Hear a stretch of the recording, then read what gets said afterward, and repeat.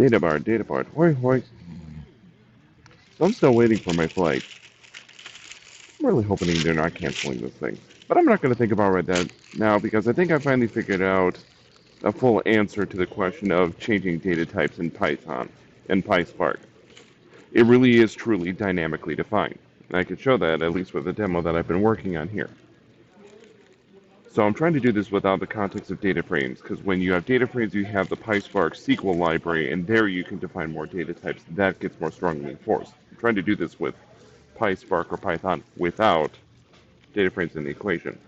When I do that, the one option you have is providing annotation hints, where here it is trying to suggest that, in this case, message is an integer. When I run this, so it lets me pass in a string. If I pass in an integer into it, and you can see if I do a data frame, it does the exact same thing. So is there a limit to it? Really, the only limit that I found so far is if you actually run into an issue with the data causing an actual error within the process itself. So here at least I've got my two examples of if I try to concatenate a string with an integer. It doesn't know how to do that. The concatenation only allows string to string. Same thing if I want to do an integer and I want to add in two integer values. Plus sign doesn't know what to do with an integer and a string, so that's going to cause a runtime failure.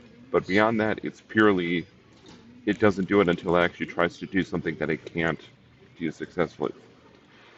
So I guess that's our answer to the question. Is it outside of data frames, do the data types matter?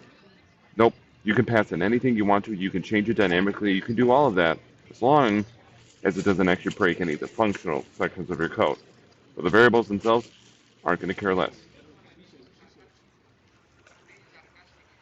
It's gone really quiet in here, so I'm going to try and figure out where our flight status is going. I'll be back.